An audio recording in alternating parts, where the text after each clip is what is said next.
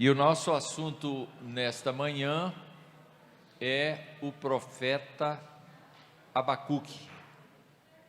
O livro de Abacuque consta de 3 capítulos. Nós vamos ver que ele é um tipo de profecia completamente diferente do que a gente viu até agora. Porque o conceito de profecia que a gente recebeu até agora é que o profeta, qualquer que tenha sido ele, vê a circunstância em volta, mas ele recebe oráculos da parte de Deus e não discute com Deus. Não discute. Assim diz o Senhor, e solta a profecia. Abacuque é diferente, porque Abacuque consiste em diálogos do profeta com Deus, consiste em manifestações do profeta com Deus.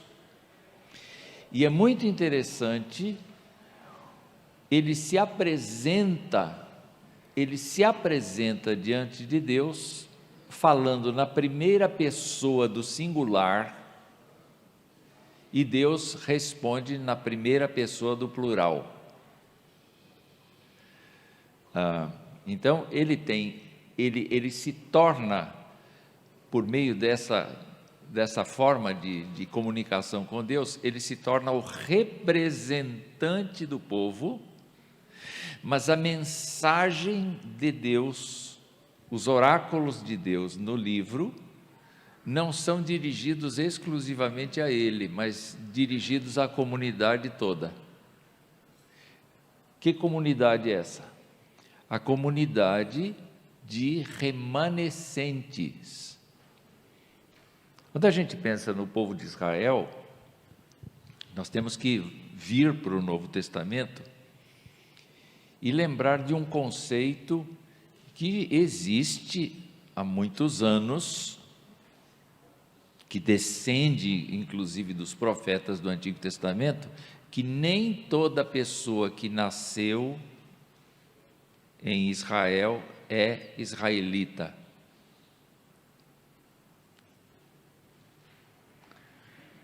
Pode ser israelense, mas não é israelita. Qual a diferença?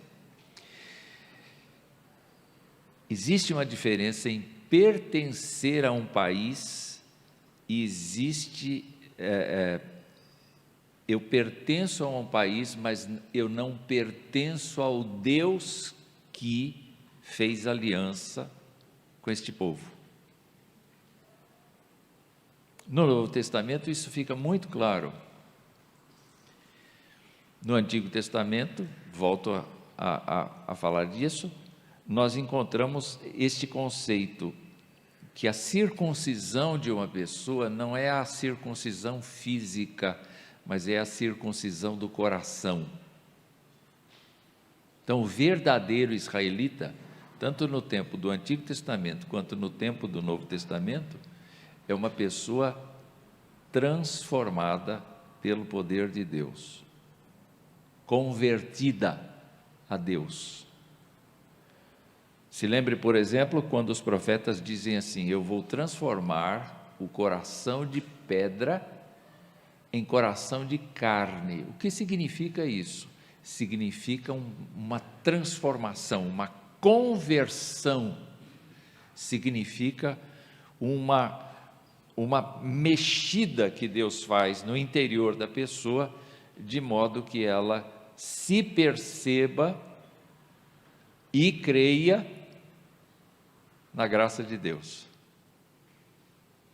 Nós vamos ver isso bem claramente no transcorrer desse tempo que vamos passar aqui. Vamos abrir então a nossa Bíblia lá no livro de Abacuque. E nós vamos começar justamente pelo nome dele. O Abacuque A gente pouco sabe a respeito desse profeta. Alguns até conjecturam que ele teria sido um profeta que veio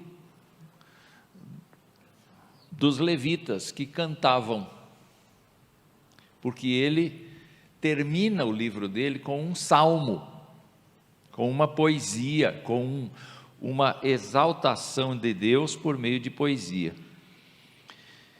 Então eu quero começar dizendo que o nome Abacuque é aparentado de um vocábulo assírio que significa uma planta ou vegetal. Na Septuaginta, na versão grega do Antigo Testamento, aparece como Ambacum, e Jerônimo a derivou de uma raiz hebraica que significa segurar, e disse que ele é chamado abraço, seja por causa do seu amor ao Senhor, ou porque ele lutava contra Deus. Essa é a fala de Jerônimo lá muito atrás. Quando eu li esta anotação, o autor dessa anotação é Stephen Hodge. E quando eu li essa citação, eu me lembrei de Jacó. Vocês lembram que Jacó teve um dia que lutou contra Deus? E eu não posso imaginar Jacó fazendo capoeira,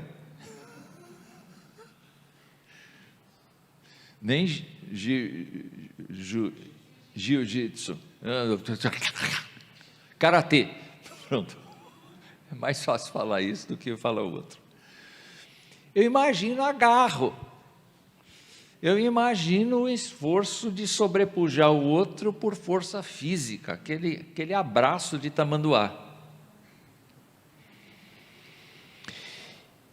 E eu olho para Abacuque e sinto a mesma coisa no Abacuque, que ele está tão incomodado, que ele se agarra a Deus e ele começa a pedir que Deus esclareça as coisas, porque ele não entende.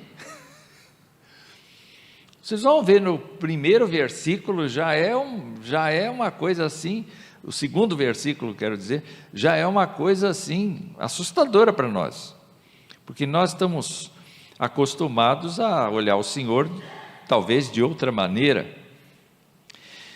O que nós sabemos também é que, muito provavelmente, ele foi contemporâneo de Jeremias e provavelmente profetizou entre 628 e 608 a.C. Como eu disse anteriormente, pode ter sido um levita ligado à música no templo por causa do salmo que ele compôs. Quando é que esse livro foi escrito? Nós já vimos que talvez tenha uma janela de cerca de 20 anos, mas muito provavelmente no ministério de Jeoaquim, o último rei citado na cronologia dos reis de Judá. A única referência histórica clara é que Deus menciona os caldeus no seu oráculo, na sua profecia, pelo que a profecia é usualmente datada próxima do século VII a.C., ou pouco depois da batalha de Carquemes, em 605 a.C., quando os caldeus derrotaram inteiramente os egípcios sob Faraó Neco e marcharam em direção a oeste a fim de subjugar Jeoaquim de Judá. Jeoaquim era um súdito de Faraó Neco. Portanto, ele se reportava ao Egito, era um homem de confiança do Egito, e os caldeus vieram exatamente de onde é Irã, Iraque, essa região aí hoje, e eles vieram de lá, não é? Passaram pela Palestina e desceram ao Egito, venceram Faraó Neco e, consequentemente, consequentemente, este rei Jeoaquim de Judá mudou de dono. Mudou de dono. Ele cairia de vez, ele seria morto, e ele foi morto de uma maneira horrorosa. Tem gente que morre gostoso, não é? Morre dormindo, ele não. Ele teve uma morte estúpida, cruel. É só olhar no livro das Crônicas e no livro dos Reis que você vai ver como foi cruel. Então eu quero falar um pouquinho dele, para a gente conhecer o contexto onde está o livro de Abacuque. Esse homem, Jeoaquim, ele consta como o último nome no livro da história dos reis de Judá. Depois dele, não houve mais rei em Judá. A monarquia se dissolveu, desapareceu. O que a Bíblia e os historiadores falam a respeito dele? A Bíblia fala que ele seguiu na tradição dos pecados de Manassés, 2 Reis capítulo 24. E qual é o pecado de Manassés? É conduzir o povo à idolatria, é conduzir o povo a usos e costumes pagãos, é fazer com que a lei de Deus fosse desvalorizada, esquecida, rejeitada. Ele vai mais longe. Na sua idolatria, ele sacrifica as crianças.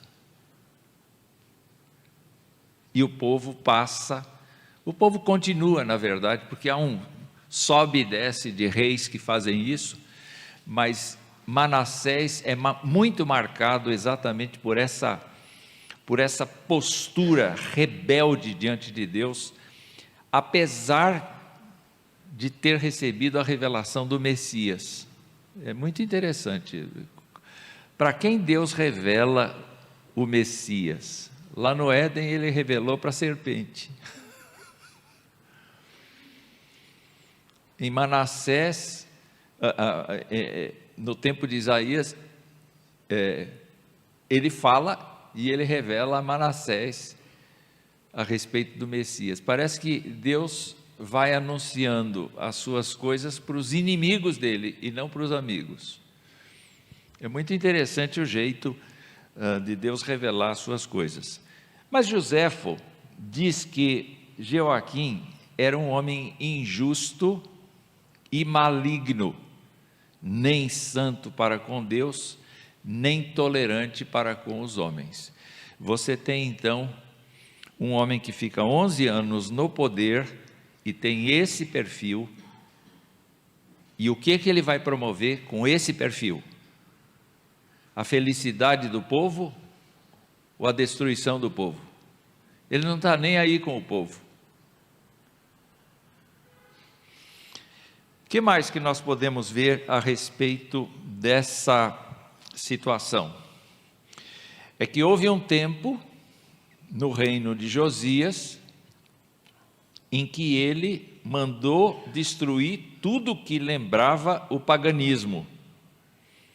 Todas as ideias, todos os sacerdotes pagãos, tudo isso Josias foi quebrando, confrontando. Mas é muito mais fácil a gente ficar pior do que ficar melhor. Concordam vocês? A gente só estraga, não é? A gente só estraga. Eu estou pensando aqui em Davi. Disse assim, eu estou magoado com Deus porque eu estou ferido, machucado, Ele está disciplinando a minha vida. Eu não vou abrir a boca para não pecar contra Deus, porque se eu abrir a boca aqui eu vou ofender a Deus. Mas ao mesmo tempo, que esses ímpios que estão na minha frente se explodam, porque eu não vou falar nada de bom para eles.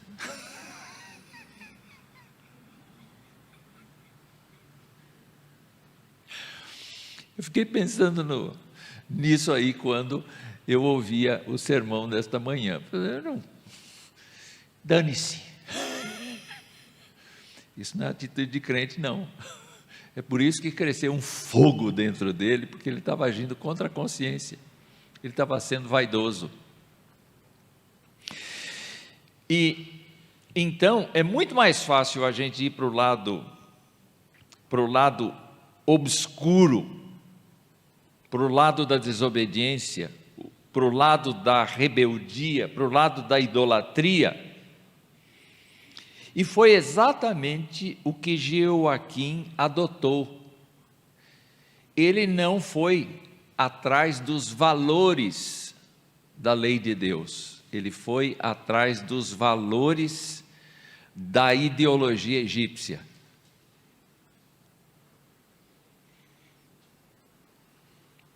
E por conta disso,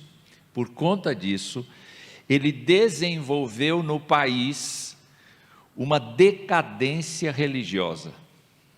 Essa decadência religiosa, nós temos que nos lembrar, Israel não era um povo comum, não era o povo brasileiro.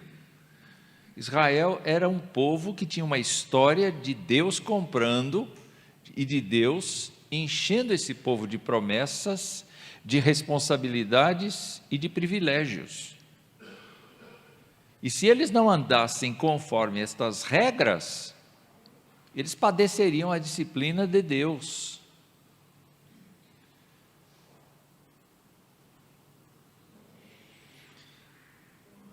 E o que este rei faz no país é justamente promover este ambiente rebelde, com a introdução dos ritos egípcios. E a decadência religiosa, então, é tremenda. Você vai encontrar nichos de pessoas tementes a Deus, mas a expressiva maioria das pessoas do país aderiram, seguem, como ovelhas para o matadouro. Não pensam, simplesmente acreditam nessa liderança. Então, o que ele faz? O que caracteriza esse tempo que Abacuque está vendo diante de si é que, para continuar sob o guarda-chuva do Egito, ele impõe impostos pesados sobre o país. Ele desfigura o rico e desfigura o pobre. Ele tira das pessoas o que elas juntaram para seu sustento, para poder pagar esse tributo. Custa caro a proteção do Egito. O que mais que ele faz? Ele promove, embora ele não seja um faraó, ele promove construções faraônicas, né? Edifícios reais muito caros, e ele então esmaga a força trabalhadora do seu país para atingir essas obras muito caras, porque ele, na verdade, quer demonstrar que é um grande líder por meio das suas obras físicas, obras reais, não obras de caráter, mas obras, aqueduto, palácio, outro palácio, mais um palácio, e assim vai. Parece que ele é focado na despesa e não na receita.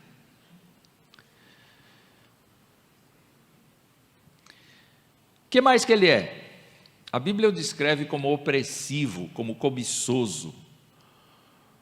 Não importa se for necessário matar pessoas, ele manda matar.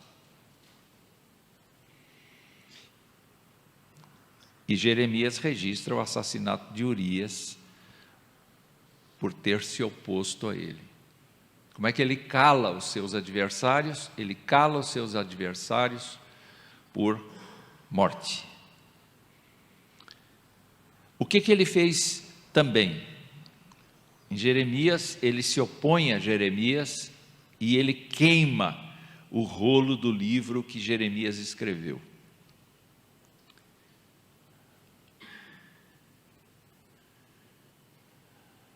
Jeremias escreveu um oráculo de Deus, não foi uma coisa assim, não foi um protesto meu, sabe, não foi uma coisa assim, vamos fazer uma carta aberta do país. Não, Deus disse, escreva Jeremias. Escreva Jeremias. E diante dessa situação, aquele tratado foi lido como vontade expressa de Deus, e ele disse, não quero saber disso. E queimou, mandou queimar. Então ele era uma pessoa altamente opositora de Deus. É nesse contexto que Abacuque está. Ok? Pessoas aderindo todos os dias ao paganismo, à ideologia vigente, pessoas aumentando o número de sacrifícios que ofendem a Deus, pessoas que estão trabalhando miseravelmente para poder comer, enquanto que o governo está cada vez mais monstruoso, erigindo coisas sem sentido, sem finalidade, para que o nome do monarca tenha valor perante o Egito. Vocês podem ver que a história humana sempre é muito semelhante, né? Vamos lá. Começando com o livro. O esboço do livro está dividido assim, conforme JBTR, não é? Nestas divisões aqui, do verso 1 ao verso 4, nós temos então a queixa de Abacuque. Olha só como é que ele começa. Dá para me ajudar aí na leitura? Vamos lá. A sentença revelada ao profeta Abacuque. Até quando, Senhor, clamarei pedindo ajuda e tu não me ouvirás? Até quando gritarei violência e tu não salvarás? Por que me fazes ver a iniquidade? Por que toleras a opressão? Pois a destruição e a violência estão diante de mim, há litígios e surgem discórdias, por isso a lei se afrouxa e a justiça nunca se manifesta, porque os ímpios cercam os justos, e assim a justiça é torcida. Esta é a forma como Deus dá para Abacuque uma visão da sua contemporaneidade. Porque, obviamente, Abacuque está inspirado pelo Espírito Santo quando fala essas coisas. E, obviamente, Abacuque está com a visão de Deus quando fala essas coisas.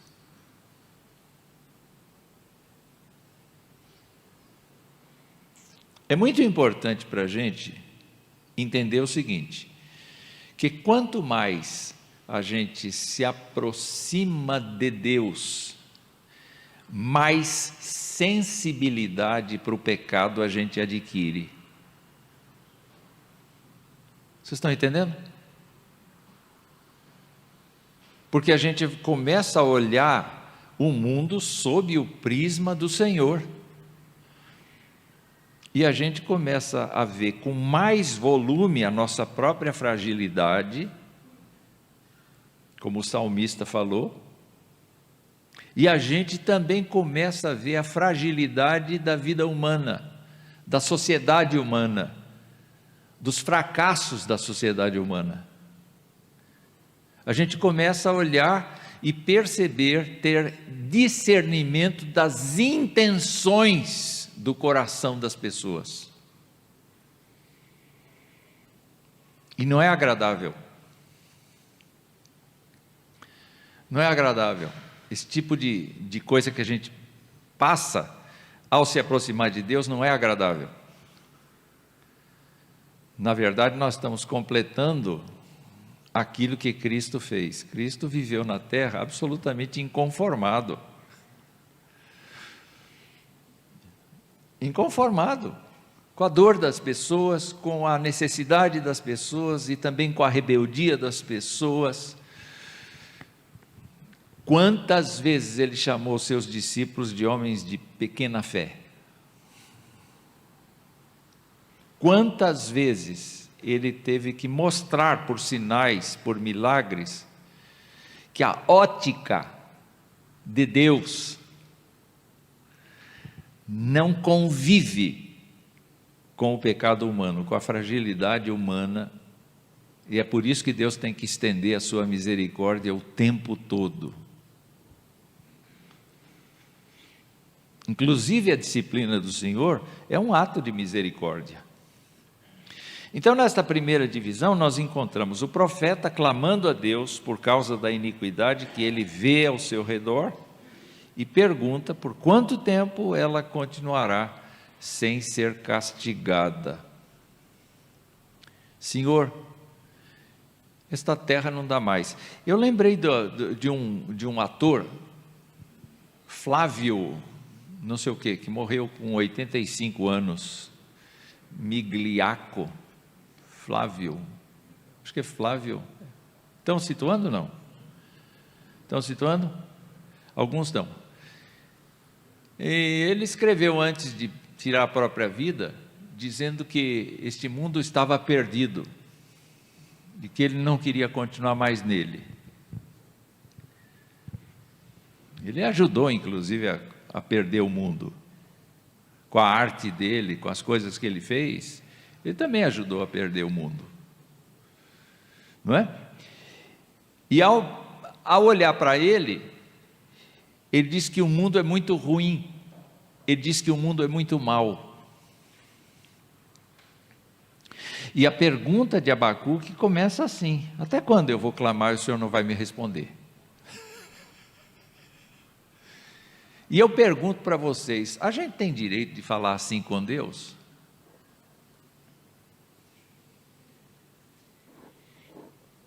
Tem. Ele falou. Ele não é melhor que a gente. No sermão dele, Deus, eu não estou com vontade de ir na igreja, é uma coisa chata. Deus, eu não estou com vontade de ler a Bíblia, não quero participar do culto doméstico. Fala para Deus o que você está vivendo. Os salmos estão carregados de expressões assim, que você coloca o seu descontentamento. Senhor, não me conformo. O Senhor não vai fazer nada. O ímpio, o que não teme a Deus, não tem direito de fazer essa pergunta. Porque ele não está submisso à disciplina do Senhor. Ele não está remido. O remido é que tem o direito de perguntar: Senhor, até quando nós vamos viver nisso? Até quando nós vamos experimentar esta dor? E estranhamente a Bíblia vai dizer assim: vai piorar. A Bíblia não nega o fato de que os homens, as mulheres, nos últimos tempos, quem lê 2 Timóteo capítulo 3 vai ficar horrorizado de ver como Paulo, que bendiz a Deus, que quer crescer em Cristo, olha para a sociedade humana e diz: vai piorar, porque quanto mais distante estiver de Cristo, mais o poder de Deus vai ficar evidente, porque Ele vai intervir e Ele vai quebrar toda pessoa, e todo joelho vai se dobrar diante dEle, toda língua vai confessar que Ele é Senhor, para a glória de Deus Pai. A segunda sessão deste primeiro capítulo é a resposta de Deus. E eu quero ler só o verso 5 do capítulo 1. Olhem entre as nações e vejam, fiquem maravilhados e admirados, porque no tempo de vocês, e é Deus falando, eu realizo obra tal, que vocês não acreditarão se alguém lhes contar. O meu povo chegou a um estágio tão distante de mim,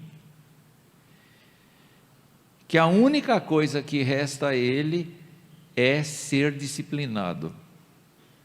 Mas ele vai ser disciplinado não com brandura, ele vai ser disciplinado com eficácia. E se eu contar para vocês que eu vou usar um povo duríssimo, sanguinário, um povo que se orgulha do seu próprio poder, um povo que se orgulha do seu próprio armamento, das suas condições, vocês vão se espantar, vocês vão se escandalizar. O maravilhado aqui não é no sentido positivo, é no sentido negativo. Vocês vão cair em si, vocês vão cair de joelhos, porque as famílias vão ser dizimadas,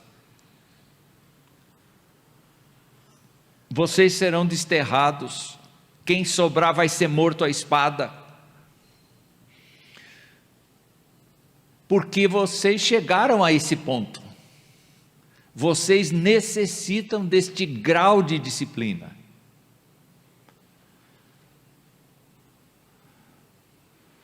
Só Deus mesmo para dizer o grau de disciplina que um povo merece, né? E ele está então descrevendo, e é irônico, eu trago os caldeus para vocês.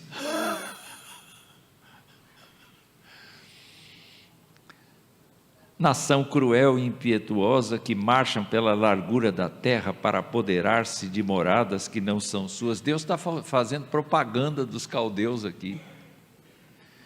Eles são pavorosos e terríveis, fazem as suas próprias leis e impõem a sua dignidade. Os seus cavalos são mais ligeiros do que os leopardos, mais ferozes do que os lobos ao anoitecer. Os seus cavaleiros se espalham por toda parte, sim, os seus cavaleiros chegam de longe, voam como a águia que se precipita para devorar. Eles todos vêm para fazer violência, estão determinados a seguir em frente, reúnem os cativos como se ajunta a areia, zombam dos reis, os príncipes são motivo de riso para eles, riem de todas as fortalezas, porque amontoando terras as conquistam, então passam como passa o vento e seguem adiante. Se não tivesse a última frase aí, a gente estava dizendo assim, Deus virou caldeu, porque ele está elogiando tanto, ele está descrevendo tanto a habilidade militar desse povo, não é? Tornam-se culpados estes, cujo Deus é a própria força. Eles não sabem que agindo deste jeito, que indo contra a palavra, que ofendendo a Deus por meio das suas ações, que procurando se gloriar no seu próprio poderio, eles estão trazendo sobre si um castigo de Deus. E esta mensagem, gente, do profeta, é uma mensagem que vale para todo sempre. Você vai ver no capítulo 2. Por enquanto, nós estamos ainda no capítulo 1. Vamos lá. Aí vem uma nova pergunta de Abacuque.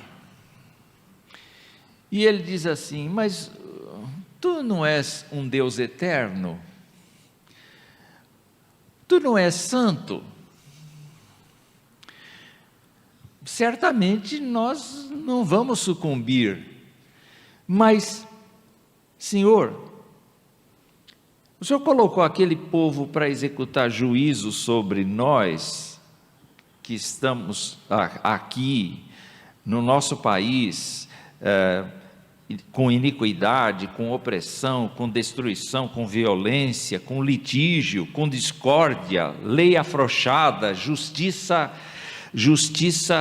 sendo assim trabalhada com muito descaso, os ímpios cercando justos, a justiça torcida. O Senhor pôs aquele povo que o Senhor acabou de descrever aqui para servir de disciplina para a gente. Tu és tão puro de olhos que não pode suportar o mal nem tolerar a opressão. Por que então toleras os traidores? Por que o Senhor tolera esse povo mau? Por que o Senhor tolera essa injustiça toda que eles praticam? Por que o Senhor consente em usar essa gente que não teme o teu nome, que não quer saber do Senhor? Por que o Senhor usa para nos disciplinar? Porque toleras os traidores e te calas quando os perversos devoram aqueles que são mais justos do que eles. E mais, olha só como o profeta fala com Deus. Por que o Senhor trata as pessoas como se fossem peixes?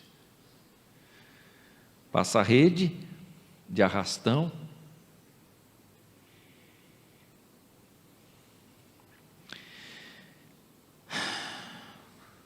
Não é uma boa pergunta?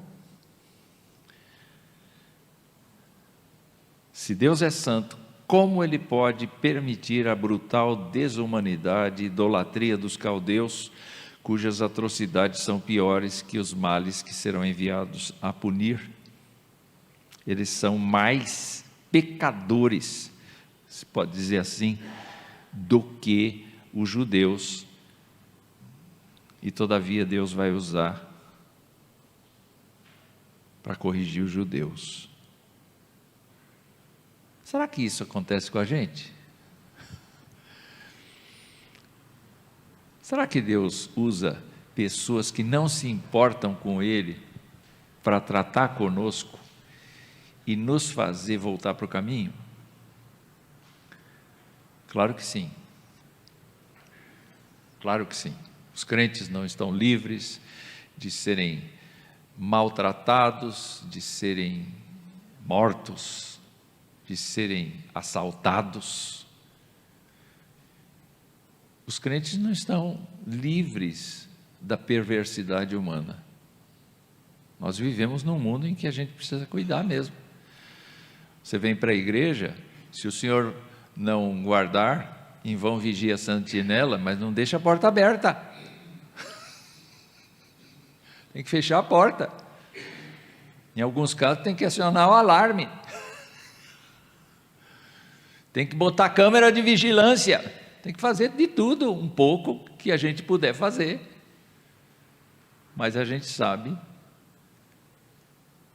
que se Deus não guardar, não adianta nada.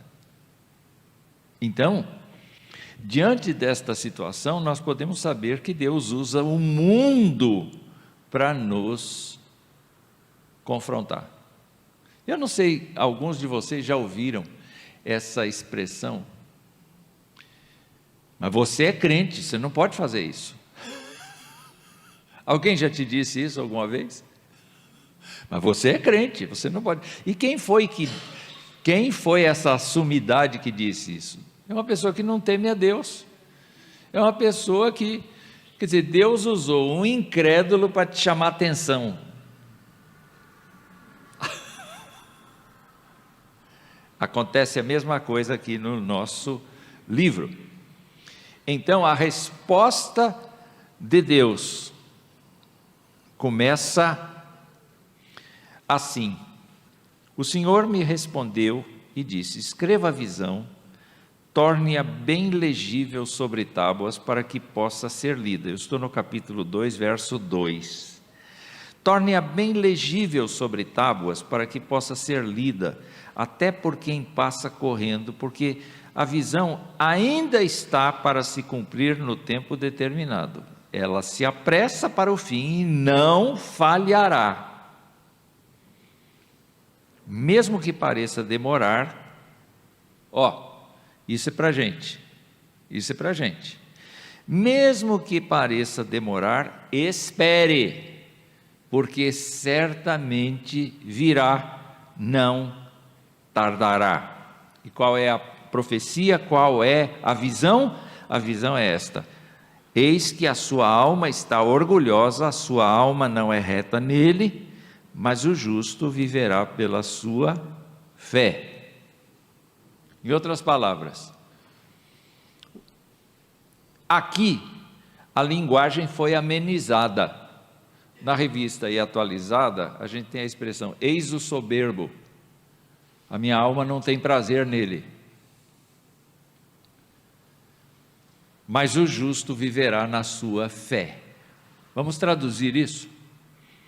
Vamos traduzir isso. O que nós encontramos aqui?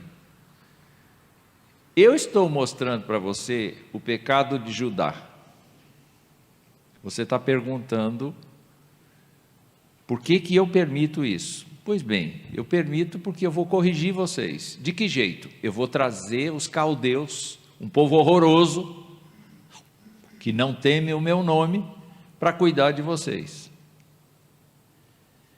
E o profeta pergunta, mas como é que o senhor vai fazer isso? O senhor que é santo, o senhor que é puro de olhos, o senhor que não pode conviver com a maldade, como é que o senhor permite que uma pessoa pior corrija uma pessoa tua? Então, eu vou responder de novo. Eu não gosto de gente soberba. Eu não gosto de gente que se guia e que não depende de mim. Eu não gosto de pessoas que tenham uma vida independente de mim. É o Criador falando. Vocês foram criados para ter um vínculo comigo. Toda pessoa que não vive nesse vínculo é reprovada.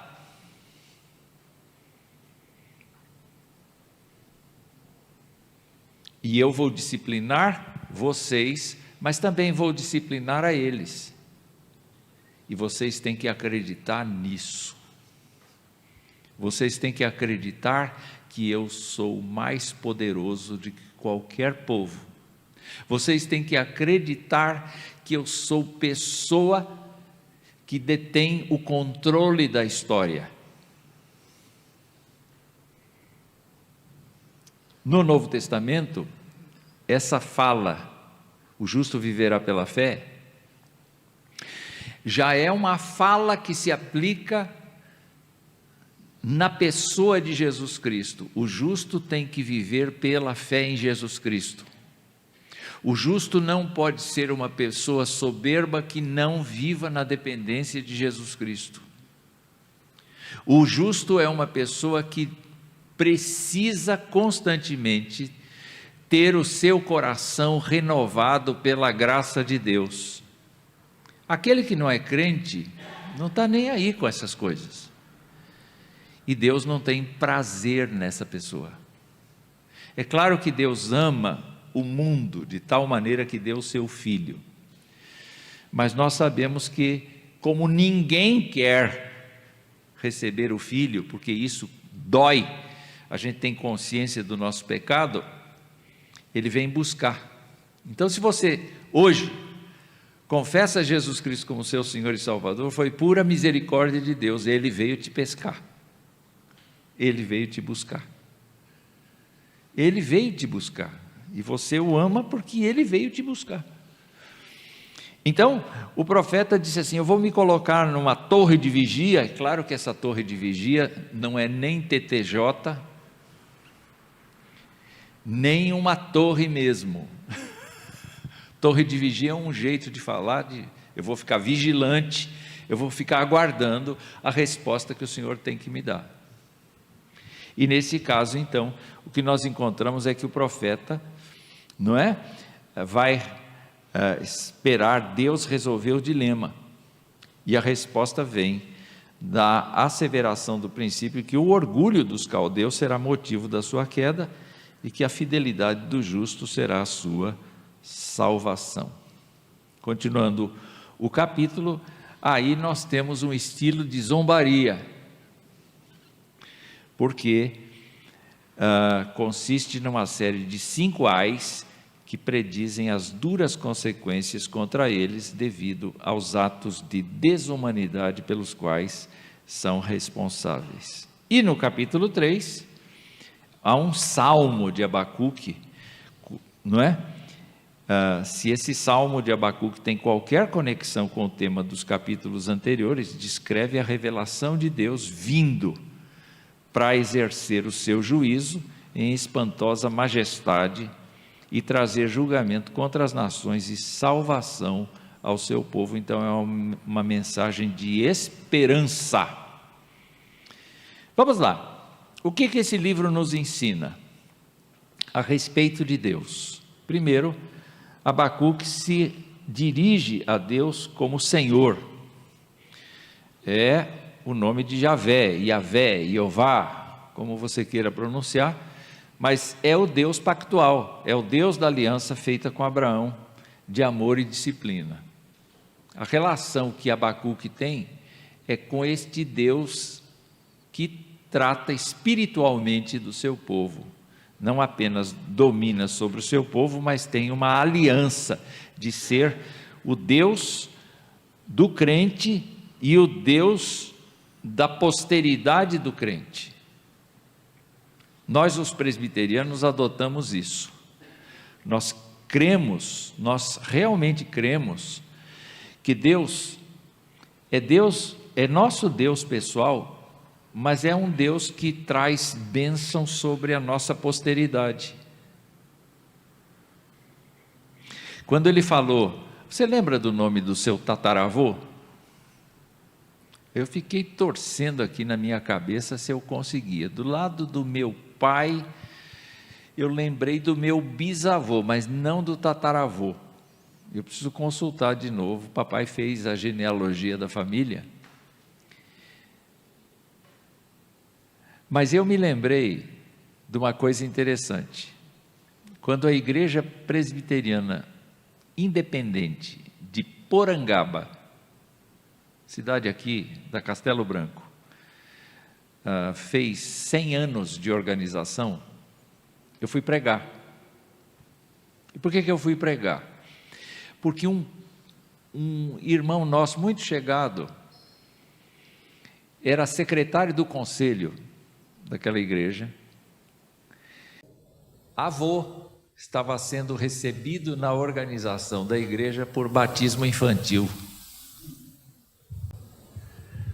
O meu bisavô recebido por transferência de algum outro lugar que eu não sei qual é, mas o meu bisavô, meu avô, estava sendo recebido por batismo infantil naquela igreja lá. Aí eu me lembrei de um caso que eu vi de um crente paquistanês que habita numa aldeia de 2.000 pessoas. Ele disse assim: só a minha família na aldeia inteira confessa a Cristo como seu Senhor e Salvador. Aí ele diz com muito orgulho: Deus tem mantido a sua aliança, porque os meus filhos têm aceitado a Cristo como seu Senhor e Salvador no meio de uma perseguição intensa. E eu fico pensando, há quantas gerações o Evangelho está dentro da sua casa? E por quê? Por causa da fidelidade de Deus. Então ele se dirige a Deus dessa maneira. Vamos lá, a outra implicação: as nações, ainda que incrédulas, estão a serviço dos eternos propósitos de Deus. E se nós pensarmos hoje, no quadro do mundo, todas as etnias e todas as nações continuam a serviço de Deus, ainda que sejam impiedosas, ainda que sejam sanguinárias, ainda que sejam ideologicamente distantes de Deus, todas elas estão, e essa mensagem tem sido repetida aqui na igreja constantemente. Que mais? Nós aprendemos que o Senhor é o Santo de Israel, eterno, fiel em suas promessas, e as cumpre de um modo mais alto do que pensamos. Deus é complexo, e Deus não faz questão de dar detalhes. Muitas vezes Deus nos deixa assim, apreensivos, sem saber para que lado Ele vai. Isso faz parte da criatividade dele. Agora, como Ele é perfeito, toda a criatividade de Deus é sempre melhor do que a nossa criatividade. A gente tem opções aqui de acordo com a nossa cosmovisão limitada.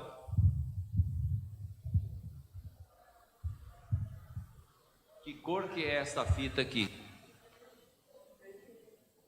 Quem garante? Quem garante que é vermelha? Vocês estão vendo isso?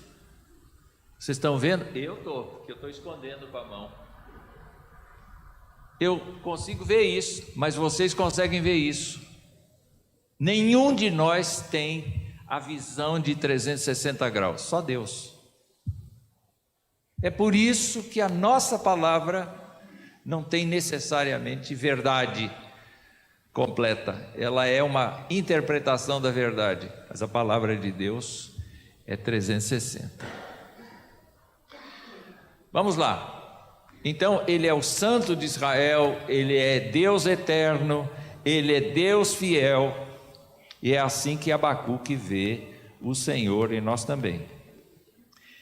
Sobre o Senhor, Ele coloca no coração do seu povo o incômodo por causa do pecado, porém demanda vida de fé em sua palavra. Olha, cada vez que você se aproxima de Deus, você vai enxergar mais claramente a maldade sua e dos outros.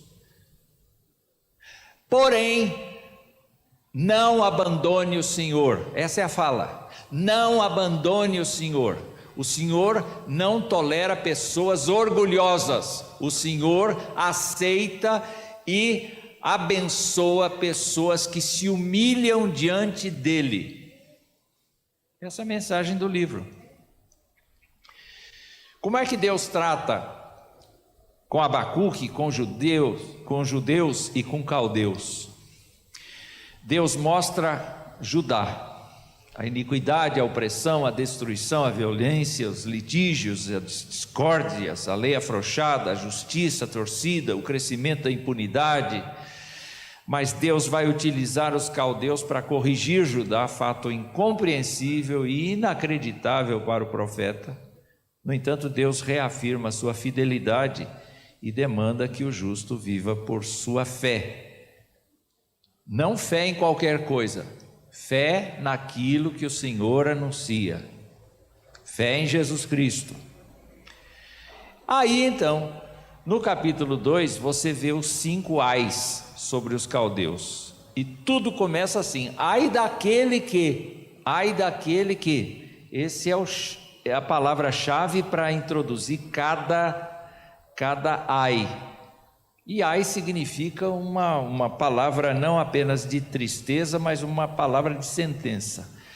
Ai daquele que acumula o que não é seu, que se enche de coisas penhoradas, você lhe servirá de despojo, servirá para outras nações de despojo. Do mesmo jeito que você cresceu enriquecendo com coisas alheias, outros vão tomar de você.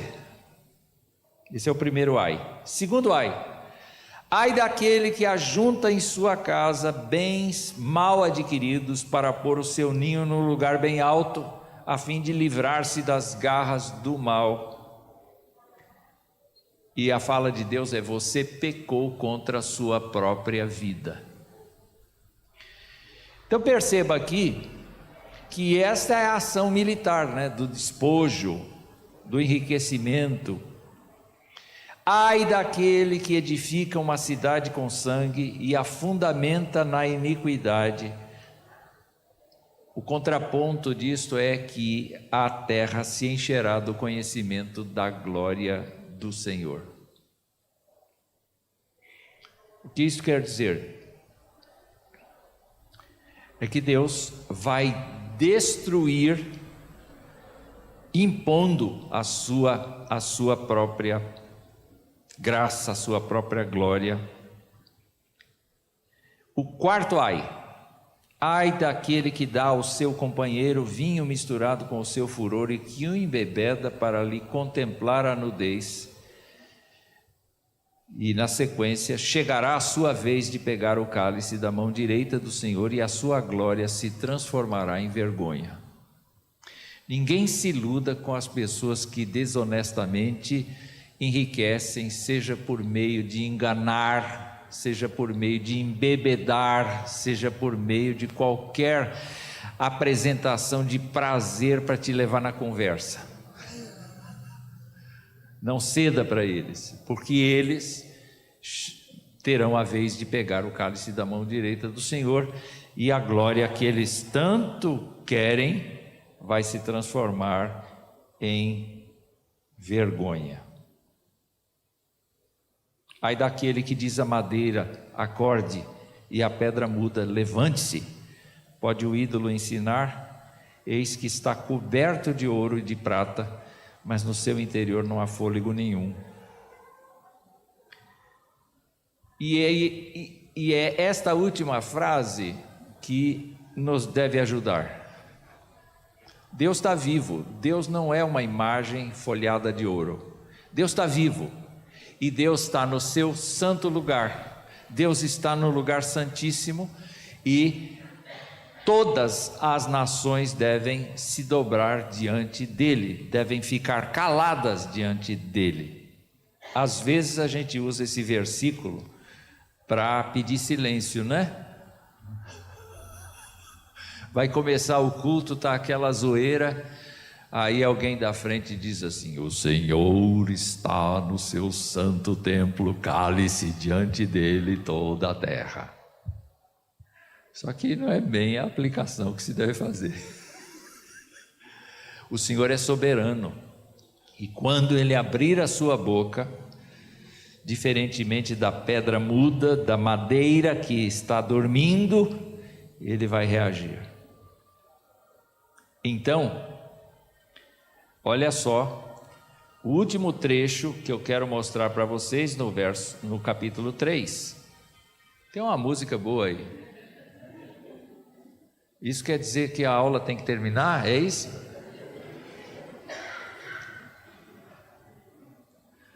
Amaral, Amaral. Estou falando de mim. Não fica vermelho não, Josias. Tu sais para salvar o teu povo, para salvar o teu ungido, feres o chefe da casa dos ímpios, deixando-o descoberto dos pés à cabeça. Então, Abacuque vê a sua angústia respondida. Como é que Deus vai fazer com os caldeus? Deus vai sair para salvar o povo e vai salvar o ungido, que é o povo. Deus vai ferir o chefe da casa dos ímpios, deixando-o descoberto. Traspassas a cabeça dos guerreiros do inimigo com as próprias lanças, os quais como tempestade avançam para me destruir. Alegram-se como se estivessem para devorar o pobre em segredo, mas marchas com os teus cavalos pelo mar, pela massa das grandes águas. Ou seja, é uma linguagem figurada, poética, a respeito do avanço de Deus. E quando ele ouve essa resposta de Deus, ele diz: o meu íntimo se comoveu, os meus lábios tremeram ao ouvir a sua voz, a podridão entrou nos meus ossos, os meus joelhos vacilaram, pois em silêncio. Interessante, né? Em silêncio devo esperar o dia da angústia que virá contra o povo que nos ataca. A vingança pertence ao Senhor. Não adianta a gente fazer oração dizendo: Senhor, destrói as potestades que dominam o nosso país. Não adianta. Porque Deus tem o propósito. E quando Ele tem o propósito, qual é o nosso papel? O justo viverá por sua fé nas promessas de Deus. É isso que Abacuque está tentando dizer para a gente. E mesmo que nós tenhamos sentimento de vingança a respeito de alguém que nos ofende, de alguém que nos machuca, nós crentes devemos colocar esse sentimento de vingança na mão de Deus, para que Deus seja o vingador e não nós. Vou esperar em silêncio. Vou esperar em silêncio aquilo que virá sobre o povo de Deus.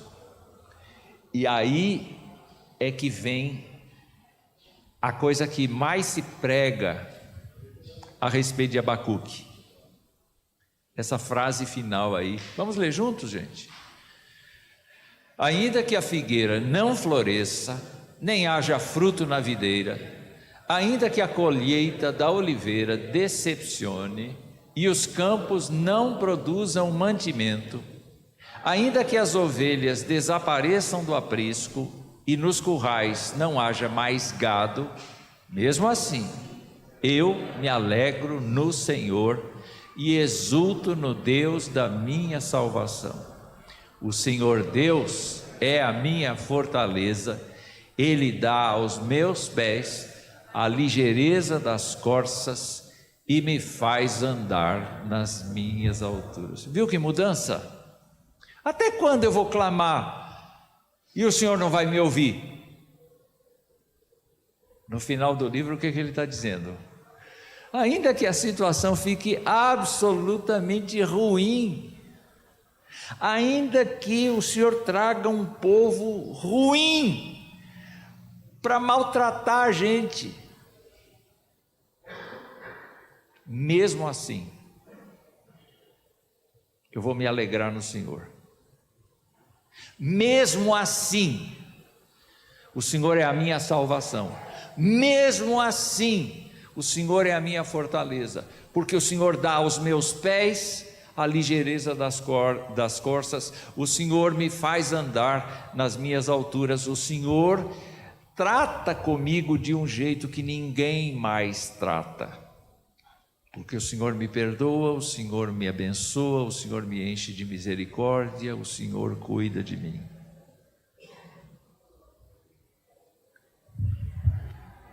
Bendito livro, né? Vocês não gostam do livro? O livro nos ensina muito hoje, não é? Muito hoje. E eu não sei se tem mais alguma tela aqui para mostrar. Tem, essa.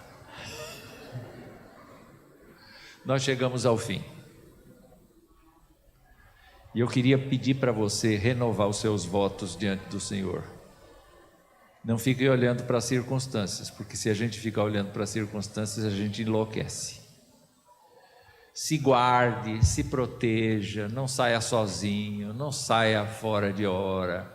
Tenha o cuidado de se precaver contra o assalto, contra o sequestro. Tenha todas essas atitudes, mas não confie exclusivamente em si.